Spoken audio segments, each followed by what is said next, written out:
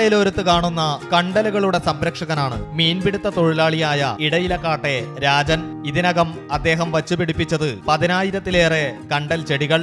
രാജന്റെ മാതൃകാപരമായ പ്രവൃത്തിയിലൂടെ കവ്വായി കായലിന്റെ പല ഭാഗങ്ങളിലായി കണ്ടലുകൾ വേരൂന്നി നിൽക്കുന്നത് കാണാം. ഈ വർഷം 1000 കണ്ടൽ ചെടികൾ നട്ടുപിടിപ്പിക്കുന്ന പ്രവൃത്തികളാണ് മത്സ്യത്തൊഴിലാളിയായ രാജൻ നടത്തുന്നത്. കവ്വായി കായലിലെ മത്സ്യങ്ങളുടെ പ്രജനനം, മണ്ണൊലിപ്പ് തടയൽ എന്നിവയിൽ കണ്ടലുകൾക്കുള്ള പ്രാധാന്യം ഇദ്ദേഹം അനുഭവങ്ങളിൽ നിന്ന് തിരിച്ചറിഞ്ഞിട്ടുണ്ട്.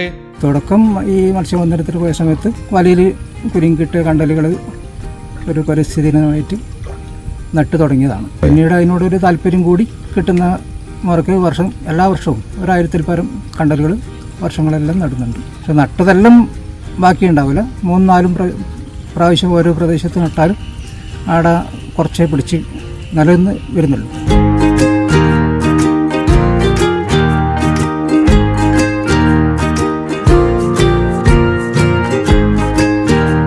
ഭ്രാന്തൻ കണ്ടലുകൾ മറ്റ് നാടൻ കണ്ടലുകളും കിട്ടുന്നവർക്ക് നടുന്നുണ്ട്. കുറച്ച് വർഷമായിട്ട് ഈ കണ്ടൽ നട്ട് വരുന്നൊരു വ്യക്തിയാണ്. പ്രധാനമായിട്ട് നടുന്ന കണ്ടൽ ഭ്രാന്തൻ കണ്ടൽ, അതുപോലെ പ്രാദേശികമായിട്ടുള്ള കുറ്റിക്കണ്ടൽ, നാടൻ കണ്ടലുകളൊക്കെ കിട്ടുന്നതൊക്കെ നട്ട് വരുന്ന ഒരു സ്ഥിതിയിലാണ് ഉള്ളത്.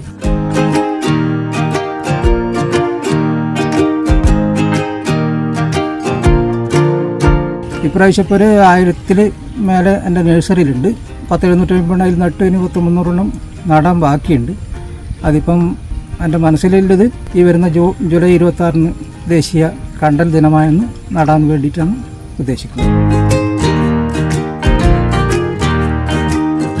കായലിനോട് ചേർന്നുള്ള വീട്ടുപറമ്പിൽ രാജൻ കണ്ടൽ നഴ്സറി ഒരുക്കിയിട്ടുണ്ട്. തീരപ്രദേശങ്ങളിലെ കണ്ടൽ പരിപാലനത്തിനായി തദ്ദേശ സ്ഥാപനങ്ങൾ പദ്ധതി തയ്യാറാക്കണമെന്നും മീൻപിടുത്ത തൊഴിലാളിയായ ഈ പരിസ്ഥിതി സംരക്ഷകൻ ആവശ്യപ്പെടുന്നു.